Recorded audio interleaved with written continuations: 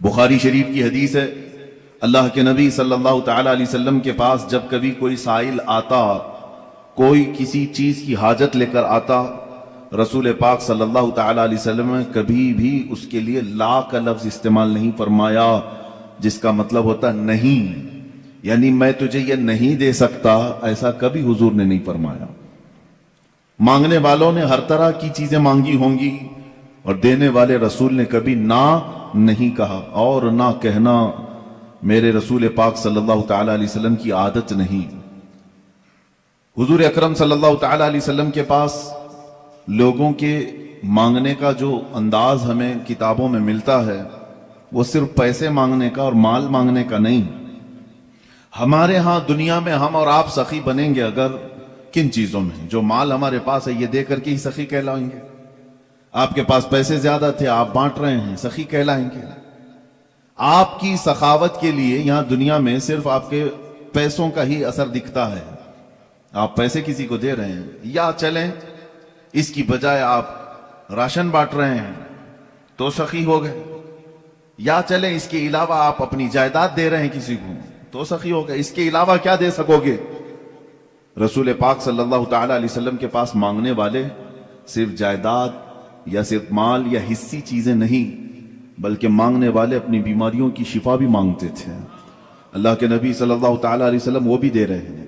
کسی نے اولاد مانگی، یہ ہمارے اور آپ کے اختیار میں نہیں ہے، لیکن رسول نے اس کے لیے دعا کی، اولاد بھی ملی، تو یہ سخاوت دنیا میں ہم میں سے کون کر سکتا ہے؟ کوئی آئے اگر بچہ مانگنے کے لیے، اولاد مانگنے کے لیے، تم یہی کہو گے کہ مال ہے میرے پاس، مال دے دیتا ہوں، اولاد دینا میرا کام نہیں۔ رسول پاک صلی اللہ تعالی علیہ وسلم کے پاس جن لوگوں نے ان چیزوں کا سوال کیا، حضور نے انہیں نہ نہیں کہا، ان کے لیے دعائیں فرمائی۔ کئی ایسے صحابہ ہیں جنہوں نے اپنے ان چیزوں کا سوال کیا ہے جس کا براہ راست اللہ سے تعلق ہے، لیکن رسول کریم صلی اللہ تعالی علیہ وسلم نے نہ نہیں فرمایا۔ یہ اس بات کی دلیل ہے کہ دینے والا حقیقی مالک اللہ ہی ہے، لیکن رسول کے دروازے سے عطا کرتا ہے۔ ایک صحابی، یہ ترمذی شریف کی حدیث ہے، وہ آئے حضور پاک صلی اللہ تعالی علیہ وسلم کی بارگاہ میں، اپنی آنکھوں کا نابینا تھے، آنکھوں کی شکایت لے کر کے آئے۔ حضور اکرم صلی اللہ تعالی علیہ وسلم سے عرض کرنے لگے، میرے آنے جانے میں بڑی دقت ہوتی ہے، میں نمازوں کے لیے آ نہیں سکتا، اور آنکھ میری بینا نہیں ہے جس کی وجہ سے بڑی مشکلیں ہیں۔ حضور پاک صلی اللہ تعالی علیہ وسلم نے انہیں مسجد میں 2 رکعت نماز ادا کرنے کا حکم دیا، اور فرمایا جا اللہ رب العزت کی بارگاہ میں یوں عرض کر کہ اے اللہ، میں تیرے نبی کے واسطے سے تجھ سے آنکھ مانگ رہا ہوں۔ وہ صحابی نے کہا، میں نے ایسے ہی کہا جیسے رسول نے فرمایا تھا، مسجد کے دروازے سے باہر نہیں نکلا تھا کہ میری آنکھیں روشن ہو چکی تھیں۔ اب یہ آنکھ دینا بھی اللہ کے حبیب صلی اللہ تعالی علیہ وسلم کے اختیار میں ہے۔ میرے عزیزو، حقیقی عطا کرنے والا مالک اللہ ہی ہے، لیکن رب تبارک و تعالی مسبب الاسباب ہے، پوری کائنات کو اس نے اسباب میں رکھا ہے۔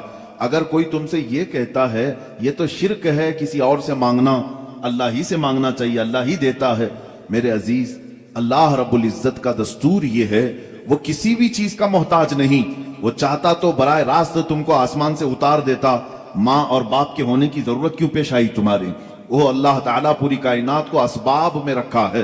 ایک عورت ایک مرد کے اختلاط سے بچہ دنیا میں آتا ہے، یہ سب کو معلوم ہے کہ اللہ ماں اور باپ کا محتاج ہے، بغیر ماں باپ کے بھی اللہ بچہ پیدا کر سکتا ہے، لیکن اس نے کائنات کا نظام اسباب پر رکھا ہے۔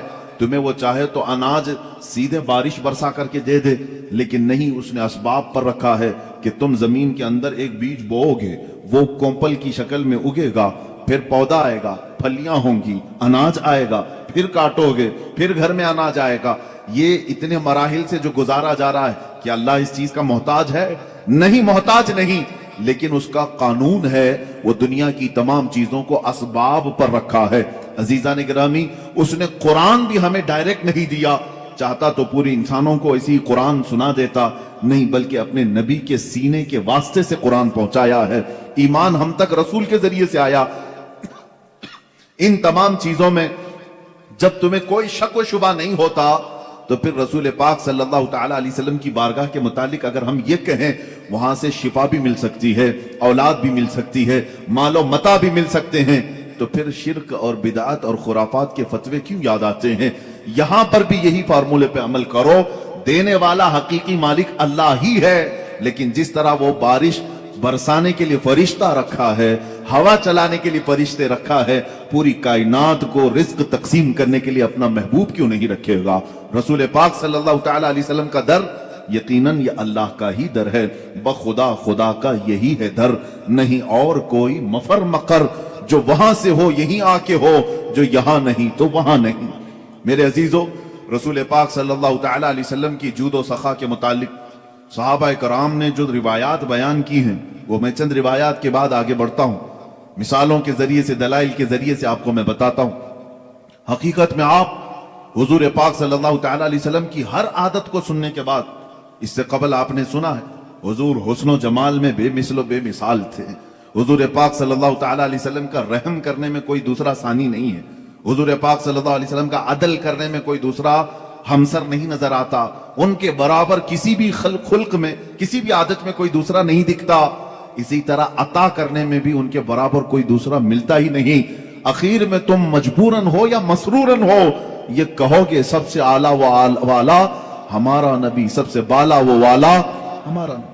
آپ کو یہ کہنا پڑے گا حضور پاک صلی اللہ تعالی علیہ وسلم سب سے اعلیٰ ہیں. کن چیزوں میں؟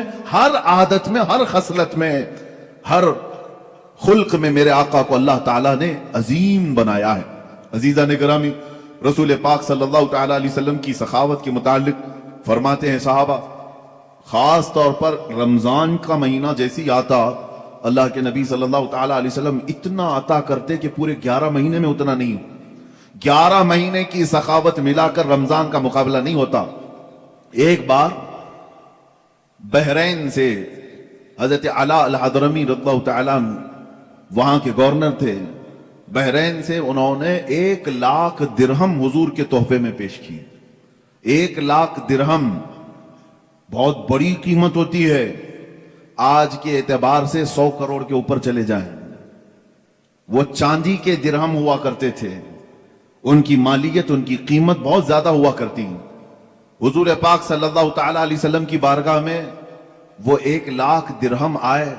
صحابہ فرماتے ہیں حضور اکرم صلی اللہ تعالی علیہ وسلم نے مسجد نبوی کی فرش پر وہ سب بکھیر دیا اور بیٹھے رہے، یہاں تک کہ پورا دن حضور صلی اللہ تعالی علیہ وسلم ان اشرفیوں کے پاس، ان درہموں کے پاس بیٹھے رہے.